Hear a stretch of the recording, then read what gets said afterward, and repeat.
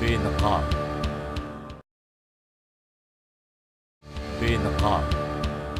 Doctors की नुमाइंदा तंजीम के एक आला उहदेदार के इंकशाफात ने आपको यकीनन चौंका दिया होगा, मगर ये सिलसिला यहीं ख़त्म नहीं हो जाता। अभी कुछ और तल्ख़ हक़ाइक़ भी हैं जिन्हें बेनकाब किया Pakistan medical and dental council के मुंतखब मेंबर और मारूफ गायनेकोलॉजिस्ट डॉक्टर शेरशाह ने।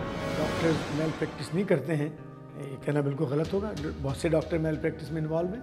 उनके वालिदैन ने उनको डॉक्टर बनाया था कि वो डॉक्टर बन कर के खिदमत करेंगे, वो डाकू बन गए।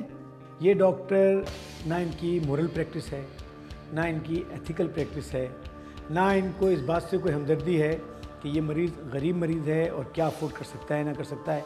ये बड़े बड़े डॉक्टर हैं, बड़े बड़े प्रोफेसरान अकराम हैं, बड़े बड़े अस्पताल के ओनर्स हैं।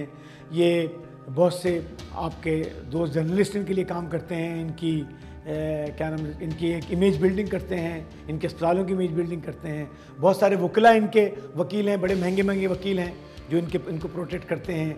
और बहुत सारे डिफरेंट चीज़ें हैं। ये इवन बदमाश भी इनके साथ बहुत सारे होते हैं। ये इनके अस्पतालों में मारामारी का निज़ाम भी होता है।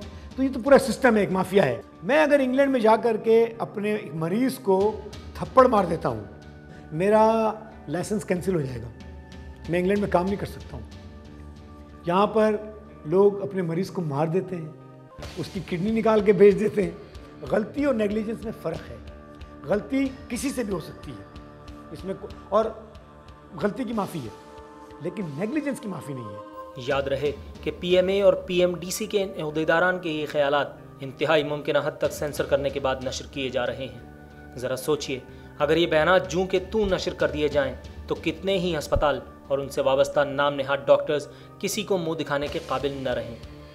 और अब देखिए, मसीहाई के मुअज़्ज़िज़ पेशे से वाबस्ता इन सफ़ाक कातिलों का एक स्याह कारनामा, जिसने नॉर्थ कराची के रहायशी मोहम्मद ताहिर सलाहुद्दीन के हंसते बसते घर को ऐन ईद के दिन मातम कदे में बदल दिया। मेरी एक ही बेटी थी, उसका नाम था तैयबा सलाहुद्दीन। जुमतुल विदा से एक दिन पहले उसको बुखार, थोड़ा सा उसको फ़ीवर हुआ था 101-102 के करीब। तो हम जो हैं उसको, हमारे मोहल्ले में भी एक क्लिनिक है, लेडी डॉक्टर हैं, वहाँ लेके गए। तो उन्होंने वही आजकल जो फ़ीवर वायरस जो फैला हुआ है, डेंगू वायरस, उसका और प्लेटलेट्स का, उन्होंने कहा टेस्ट कराइए फ़ौरन।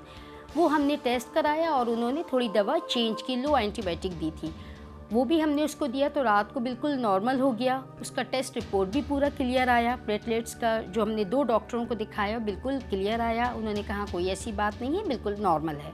एन ईद के दिन सुबह मैंने उससे कहा कि बेटा आपकी मतलब तबीयत सही है, बुखार तो नहीं है? उसने कहा नहीं अम्मी, मुझे बुखार नहीं, मैं बिल्कुल ठीक हूँ। उसके 1-1.5 घंटे के बाद तकरीबन 11-11:30 बजे उसको फिर मतलब सर्दी लग के उसको बुखार चढ़ना शुरू हुआ। तो हम उसको उठाए और हम निकल पड़े कि किसी हॉस्पिटल में ले जाए। तो हमें इमाम क्लिनिक नज़र आया। जब इमाम हॉस्पिटल हम पहुँचे, बच्ची को फ़ौरन इमरजेंसी में उन लोगों ने लिया। तो वहाँ एक लेडी डॉक्टर थी। वो लेडी डॉक्टर आके उसने सिर्फ सरसरी तौर पे देखा, बस पूछा कि क्या हुआ बच्ची को, क्या नहीं हुआ।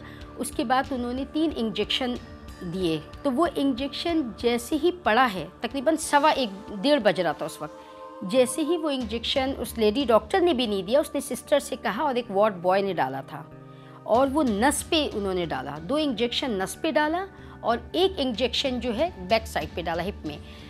वो पड़ते ही उसको इतना ज़बरदस्त फिट्स पड़ा है, मतलब सांस वगैरह उसका चेक करना शुरू किया। जैसे उसको करवट किया तो बस नाक और मुँह से ब्लीडिंग हुई और ऑन दी स्पॉट ख़त्म हो गई, पौन घंटे के अंदर। अब मैं चीख चीख के कह रही हूँ कि कोई डॉक्टर को बुलाओ।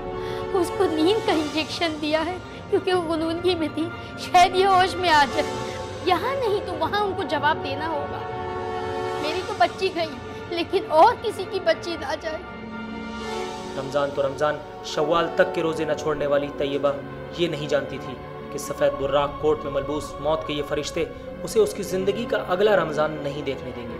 आइए देखते हैं मासूम तैयबा की बेबस माँ की ये फरियाद लेकर बेनकाब की टीम जब इमाम क्लिनिक पहुंची तो क्या वाक़या पेश आया। इस किस्म के जो रिकॉर्ड्स हैं वो तो डेफिनेटली मेडिकल साइड ही हैंडल करता है। डॉक्टर फर्रुख पाल फारूकी हमारे डीएमएस होते हैं, तो उसके लिए फिर आपको उनसे मिलना पड़ेगा। नहीं, लेकिन इस टाइम पे अगर अवेलेबल नहीं है तो मैं कहाँ से उनका कॉन्टैक्ट नंबर या कुछ भी दे दें, हम उनसे डायरेक्ट कॉन्टैक्ट करें। फ़ोन नंबर मैं आपको तो नहीं दे सकता।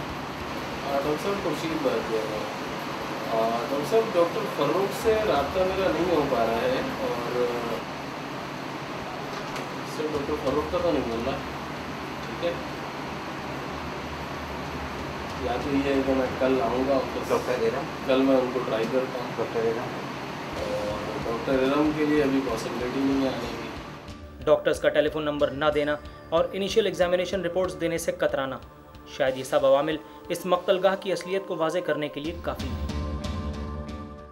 बेनकाब